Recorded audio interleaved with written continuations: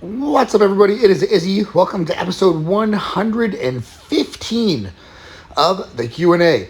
If you enjoy the Q&A, please go to the like button and press it now. When would now be a good time to press the like button? It helps very much with the algorithm and making sure that other people eventually get to see the Q&A and participate as well. So with that said, first question.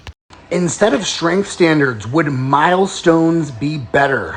I think they serve different purposes is kind of the problem. So, for example, like 2 PPS or 3 PPS, those milestones are like the perfect opportunity to stop and reflect and celebrate your accomplishments a bit. Whereas a strength standard can be used for like diagnostic purposes to figure out if you have lagging lifts and other things. So I just don't think they serve the same purpose. Full body 3-day HIT split or a 4-day split like Dorian? What's your opinion? Splits just don't matter that much, everyone. They just don't. Do any split that has you training each muscle group one to 2 times per week where you don't have recovery issues, overlapping soreness or performance dropping on one of the days. Maybe there's some muscle groups that can benefit from 3 times per week, but the only way your split can really mess you up is if it has you doing things too frequently. What muscles give a powerful look? Honestly, I think it's all of them. Like, imagine somebody who's missing any major muscle. Like, they're jacked, but they have small shoulders. Well, now they're going to look narrow and less powerful. They're jacked, but they don't have big traps. They're just not going to take up as much space. They're not going to look as thick, especially from the side. They're big, but they have small legs. That doesn't look powerful. It just looks like a guy who skips leg day. Forearms, neck, calves, like everything that's visible.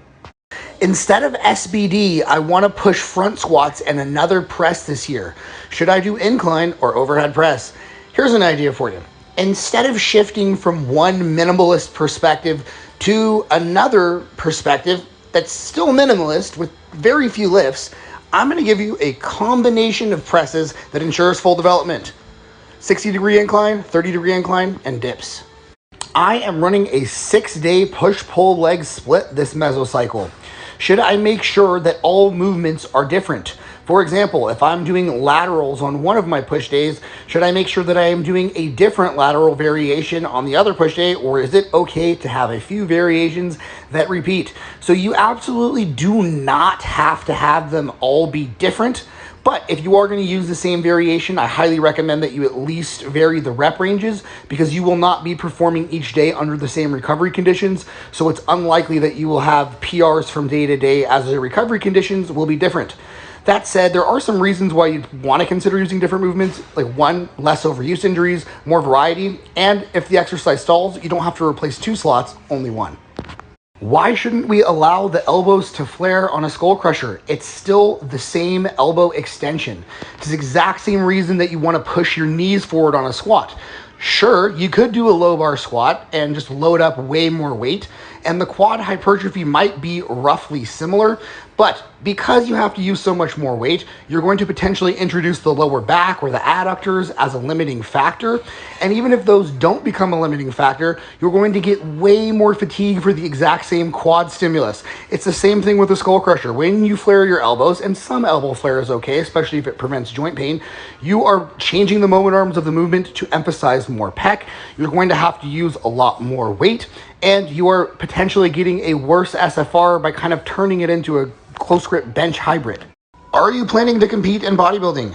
Yes, but contrary to my prior plans, it will likely not be anytime soon due to my bicep injury. My right bicep is still a fraction of the size of my left bicep, and it looks like shit, frankly, and I'm just not interested in getting on stage until those things have equaled back out, and I don't know how long it's going to take. At least another 3 months. When training to failure, is it okay to cheat to get a few extra reps? How much technique breakdown is acceptable? So I don't think there's a neat, simple answer to this question because it's going to depend on the lifter and it's really going to depend on the movement. I think in many cases, you're often better doing some lengthened partials rather than cheating, because I think that on a lot of movements where you do introduce momentum in cheating, rather than getting anything out of it, you almost get nothing out of it besides fatigue. The way that I see most people doing cheat curls or cheat laterals, does not add extra stimulation to the biceps or side delts. It is literally using every other muscle possible. And I actually think it makes the SFR worse, and it potentially takes away some stimulation once you start cheating on the hard reps. So you're really just going to have to experiment with this for yourself. But for most of you, I would err on the side of not cheating at all. And if you want to push a set further, do lengthen partials. Should you do the overhead press for shoulders, or is incline plus laterals and rear delt work enough? Enough for what, right? Enough for what? Because any muscle group that you want maximal development in, you're going to need to train it directly. So here's the thing, whenever I get these questions, like, is it worth it to train my forearms? If you've been training for 3 to 5 years and you have a muscle group that is lagging, you are very likely going to need to pick something that maximally trains that particular muscle group in order to get it to catch up. If for whatever reason you're one of these people that has monster front delts, monster delts just naturally, your delts take over your bench press, your delts take over your fucking squats, then you might not ever need to do some kind of overhead press. For the vast majority of people, though, I find that shoulders are a lagging body part, so doing some kind of high incline or overhead press is great. For what reasons would you recommend adding a set to a particular exercise? To generate further progress. It's pretty much the only reason. If your progress has slowed down to a crawl and you're stagnating in the same spot, generally speaking, your performances are like the same every single time, you're not really getting anywhere, that's when adding a set can make a big difference, as stagnation is usually a sign of understimulation. If you're actively regressing, you need more recovery.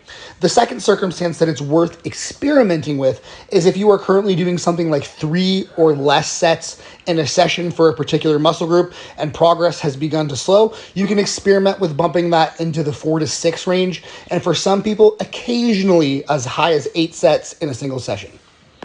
Alrighty, folks, that is it for today's Q&A. I have no idea what episode it is, maybe 115.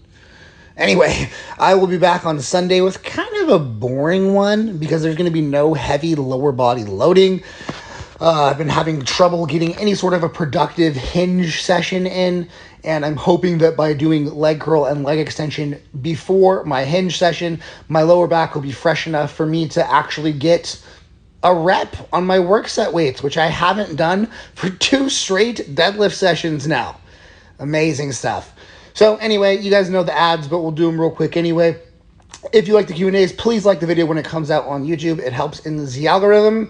If you'd like to become a more substantial supporter of the Q&A, you can join up on Patreon for $1 a month. If you'd like to work with me directly for coaching, just shoot me a DM on Instagram or look for my email in the description box on YouTube. For my ebooks, check out the link in my bio on Insta or check out the link in the description box on YouTube. Peace.